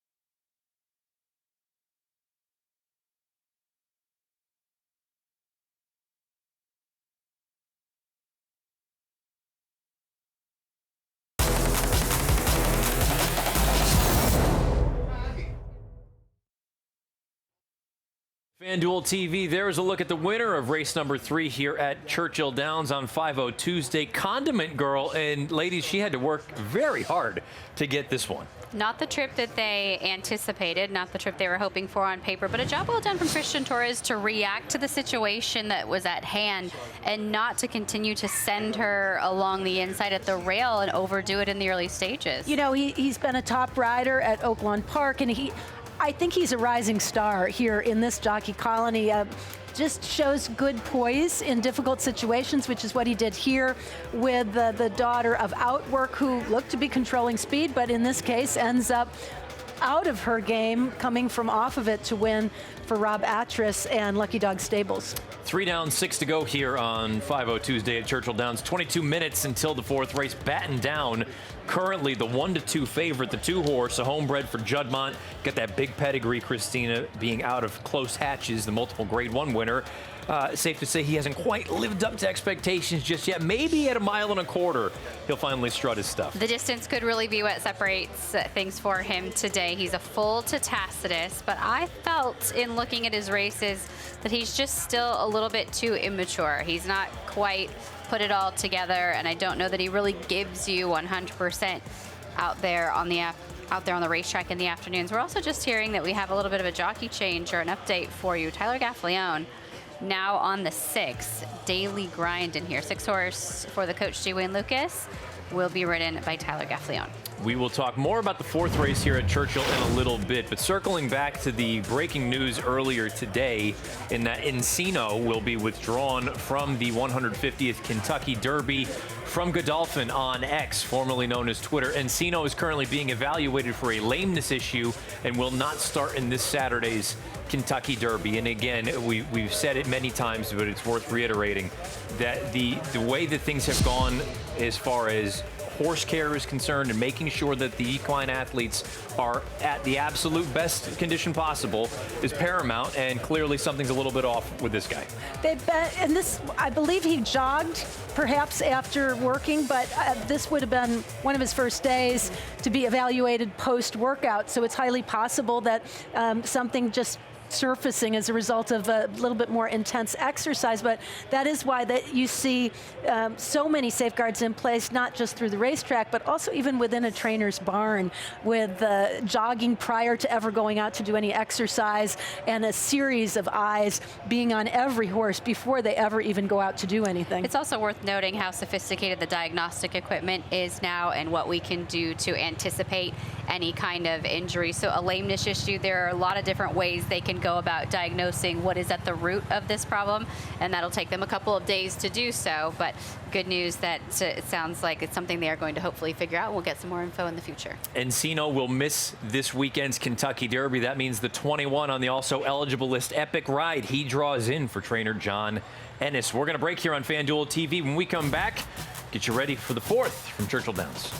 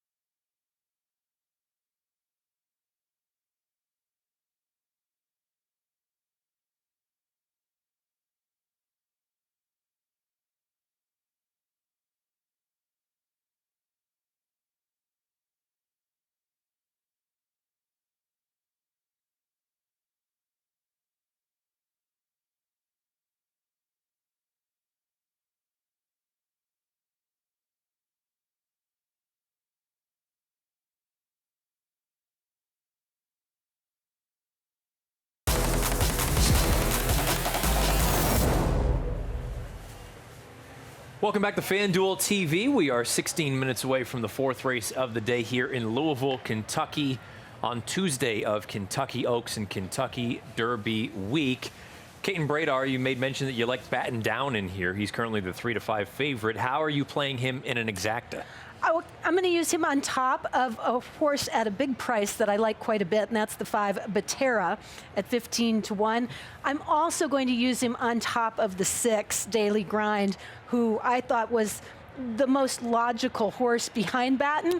And I knew that the odds would be shorter on Daily Grind, so I would suggest leveraging this. I didn't put the amount of money to wager, but whatever your base wager is, you can certainly bet a little smaller using the long shot and a little bigger with the shorter prices to kind of even out based on whatever money you're willing to invest. Christina, I think you and I both like Daily Grind on top. Yes, I put Daily Grind on top. I think in his last race, we ended up with the perfect combination of factors for him. He had gone the route of ground in the past, but he didn't have the blinkers on. He's more focused now. He has the blinkers, slower internal fractions at that mile and a 16th at Oaklawn back on March 30th. He's able to be up on the pace and was second by a length in the end. I think, true to his name, he is a bit of a grinder, and the mile and a quarter shouldn't be any problem for him. So I looked at that as a race to really build off of. We've figured out what he's going to be best at, and this might be an opportunity for him to take that one step forward. His Damn Walk Close was a graded stakes winner going long on turf, and it's just my opinion. I felt like outside was better than inside at Oaklawn Park this day. He was basically two-path throughout, so I want to upgrade him a little bit there, and you saw the eventual winner. It took a little while, but they got out into the 3-4 path and were able to kick on. Well, it's interesting because you've talked about that theory a little bit for the Arkansas Derby and for Torpedo Anna coming out of the fantasy. I know we're just talking about maidens at the mile and a quarter, but does what happened today help you with that theory going forward? Yeah, I mean, with those two and just to... For me, because I think this horse fits. It'd be one thing if I thought Daily Grind were a rank outsider, and okay, well, you don't want to draw too many conclusions from that. I think there's a real chance that he ends up running well here today, and I'm hopeful that that can at least, you know, one race doesn't confirm or deny your suspicions, but it would at least continue to kind of make me pull on that thread a little bit more about maybe outside's actually where you wanted to be, as you just saw a little bit of a pedigree note there with Daily Grind. If we're looking for another horse in here, just take a look at the 2 in here, 3-5 favorite in Batten Down. Is there an obvious horse that we haven't talked about? We'll talk about that more in a bit. Let's talk about Batten Down with the backtracks. Christina, you said he was immature. Yeah. I think that's putting it kindly. I think he's a bit of a goober out there. Yes, I think so. Between horses here, the gray, he just carries his head high. He's really difficult for the rider. The Junior Alvarado aboard on this occasion. He's going to ride him again today, but Junior has to be all over him to try, and he also looks intimidated between horses. He ends up with one to his inside, one to his outside, and he kind of pulls back out of that spot. I just don't think he really has running on his mind right now. I don't think he gives 100%. Maybe if he puts it together today, maybe the distance will allow him to do that. He's bred to be any kind if he does finally figure it all out. And I thought if you went to his race prior to that, which I would also agree with Matt's assessment that he was still immature and still not really giving everything he had. When he made the lead at the mile and an eighth, when things are more relaxed, he was supposed to win the race. I agree with that. But he also ran a much better race than he did in the next start at Keeneland. I think the distance is the key for him, that if he can just sort of not have to worry about anything in the early stages, which at the mile and a quarter, he might not have to. Right. He can just gallop along. Nobody has to hustle him off his feet. Nobody has to really tell him what to do, that he gets into a more comfortable rhythm and is, I think, able to be more effective here. And that's really what I liked about him. Also the fact that he's only